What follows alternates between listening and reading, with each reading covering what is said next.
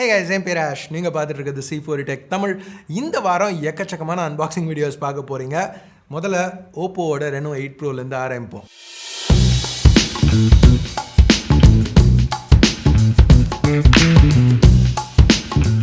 இப்போ பாக்ஸில் என்ன இருக்குங்கிறத பார்க்கலாம். முதல்ல பாக்ஸை ஓப்பன் பண்ணுவோம். உள்ளே இந்த பிளாக் இன்சர்ட் இருக்குது.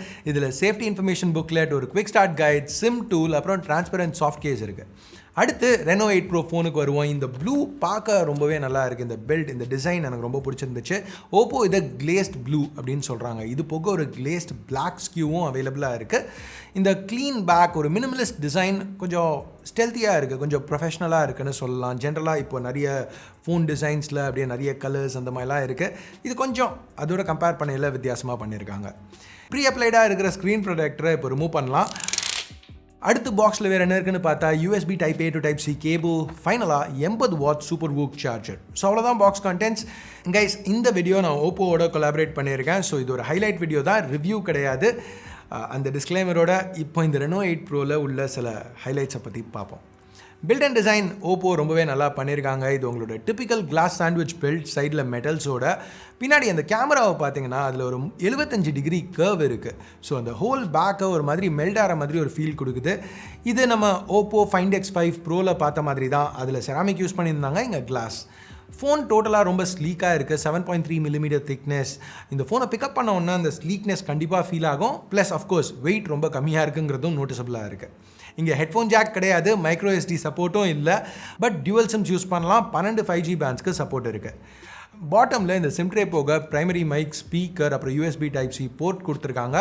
வால்யூம் கீஸ் லெஃப்ட்டில், க்ரீன் ஆக்சென்ட்டோட ஒரு பவர் கீ ரைட்டில், செகண்டரி மைக்கும் செகண்ட் ஸ்பீக்கரும் டாப்பில் இருக்குது. இந்த டியூவல் ஸ்பீக்கர் செட்டப் நான் எதிர்பார்த்ததோட நல்லா லவுடாகவே இருந்துச்சு. இந்த பேனலும் இதில் HDR சப்போர்ட் இருக்குது. நெட்ஃப்ளிக்ஸ், யூடியூப், Amazon Prime எல்லாத்துலேயுமே HDR சப்போர்ட் இருக்குது. இது ஒரு Gorilla Glass 5 covered 6.7 inch AMOLED panel, ultra clear AMOLED display அப்படின்னு பிராண்டிங் கொடுத்துருக்காங்க. ஓவரால் மீடியா கன்சம்ஷனுக்கு எக்ஸ்பீரியன்ஸ் நல்லாவே இருக்குது. வீடியோ பார்க்குறதுக்குன்னு மட்டும் இல்லை, கேம்ஸ் விளையாடையிலையும் அந்த 120 Hz ரெஃப்ரெஷ் ப்ளஸ் நல்ல சாலிடான ஒரு ப்ராசஸர் உள்ளே இருக்கிறதுனால எக்ஸ்பீரியன்ஸ் நல்லாவே இருந்தது.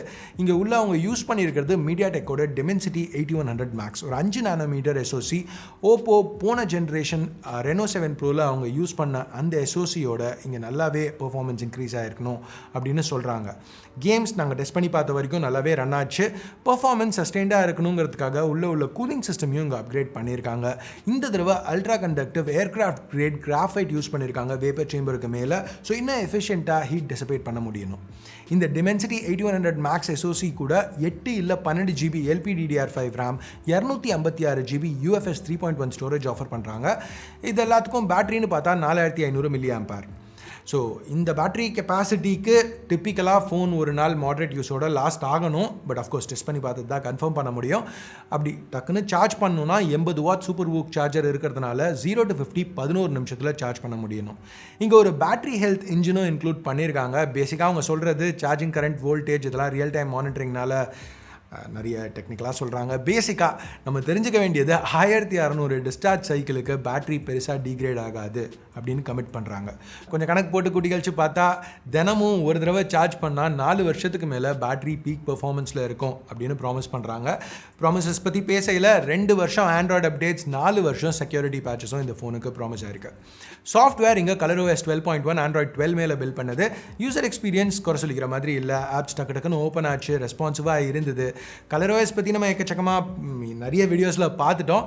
பட் ஸ்டில் இங்கேயும் திருப்பி கொஞ்சம் ஹைலைட்ஸ். யூடியூப் வீடியோஸ் பார்க்கல ஏர் ஜெஸ்டர்ஸ் ஆப்ஷன் இருக்குது. ஸ்க்ரீனை தொடாமையே பாஸ் ப்ளே கண்ட்ரோல் பண்ணலாம். இது மட்டும் இல்லாமல் பாப்புலரான social media apps Facebook, Instagram, YouTube இதெல்லாம் ஸ்க்ரோலும் பண்ண முடியும் ஏர் ஜெஸ்டர்ஸ் யூஸ் பண்ணி. இப்போ ஓப்போவோட மல்டி ஸ்க்ரீன் கனெக்ட் இதை யூஸ் பண்ணி உங்கள் ஃபோனை டிரெக்டாக லேப்டாப் கூட கனெக்ட் பண்ண முடியும். அதாவது உங்கள் ஃபோன் டிஸ்பிளே லேப்டாப்பில் ஒரு விண்டோவில் அவைலபிளாக இருக்கும். ஸோ டக்குன்னு ஃபோனில் என்ன நடக்குதுங்கிறத செக் பண்ணுறதோ, இல்லை ஏதாவது மெசேஜஸ்க்கு ரிப்ளை பண்ணணுனாலோ, இல்லை ஏதாவது ஃபோட்டோஸை ட்ராக் அண்ட் ட்ராப் பண்ணணும், லேப்டாப் டு ஃபோன் இல்லை ஃபோன் டு லேப்டாப் பண்ணணுனாலும் பண்ண முடியும். ஓகே, இந்த மாதிரி சாஃப்ட்வேர் ஃபீச்சர்ஸ்லாம் நல்லா இருந்தாலும் இந்த ஃபோனோட மேஜர் செல்லிங் பாயிண்ட் பின்னாடி உள்ள கேமராஸ். ஸோ இங்கே ஒரு ட்ரிபிள் கேமரா செட்டப் இருக்குது. Primary Oppo Find X5 Pro flagship ஃபோனில் பார்த்தா அதே சோனி IMX766 சென்சர். இது ஒரு 50 மெகாபிக்சல் சென்சர் f1.8 லென்ஸோட பேரா இருக்குது. இனிஷியல் இம்ப்ரெஷன்ஸ் ஃபோட்டோஸ் ரொம்பவே நல்லா இருந்தது. இன்ஃபேக்ட் இந்த ஃபோனுக்கு ஒரு தனி வீடியோ பண்ண போகிறாங்க கேமராஸ் பற்றி. ஸோ அந்த வீடியோவில் இன்னும் டீட்டெயில்டாக இமேஜஸ் பற்றி பார்ப்போம். இப்போதைக்கு என்னோட இனிஷியல் இம்ப்ரெஷன்ஸ் இமேஜஸ் குறை சொல்லிக்கிற மாதிரி இல்லை, நல்ல டீட்டெயில் லெவல்ஸ், தாறுமாறு டைனாமிக் ரேஞ்ச். இந்த ஃபோன்லையும் OPPO Silicon X imaging NPU use பண்ணியிருக்காங்க.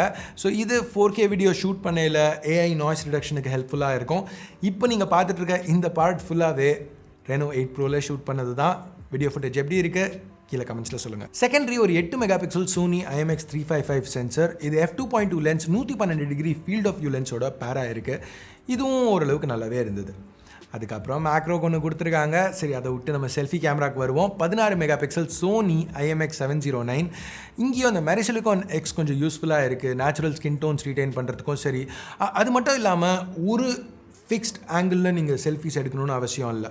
அதாவது ஒரு ஃபிக்ஸ்ட் டிஸ்டன்ஸில் செல்ஃபிஸ் எடுக்கணும்னு அவசியம் இல்லை. ஏன்னா இங்கே ஆட்டோ ஃபோக்கஸ் இருக்கிறதுனால கொஞ்சம் நம்மளுக்கு வேணுங்கிற மாதிரி ஃப்ரேமிங் ஆப்ஷன்ஸ் மாற்றி ட்ரை பண்ணலாம், டிஸ்டன்சஸ் மாற்றி ட்ரை பண்ணலாம். ஸோ எனிவேஸ் கைஸ், இதுதான் ஓப்போவோட Reno8 Pro. லான்ச்சுக்கு முன்னாடி வீடியோ ஷூட் பண்ணுறதுனால எனக்கு என்ன ப்ரைஸிங்க்கு இதை அனௌன்ஸ் பண்ண போகிறாங்கன்னு தெரியாது. தெரிஞ்ச உடனே கீழே உள்ள காமெண்ட்ஸில் பின் பண்ணுறேன். ஸோ செக் பண்ணி பாருங்கள். ப்ரைஸிங் எப்படி இருக்குன்னு நினைக்கிறீங்க, இந்த ஃபோன் எப்படி இருக்குன்னு நினைக்கிறீங்க, கமெண்ட்ஸில் சொல்லுங்கள்.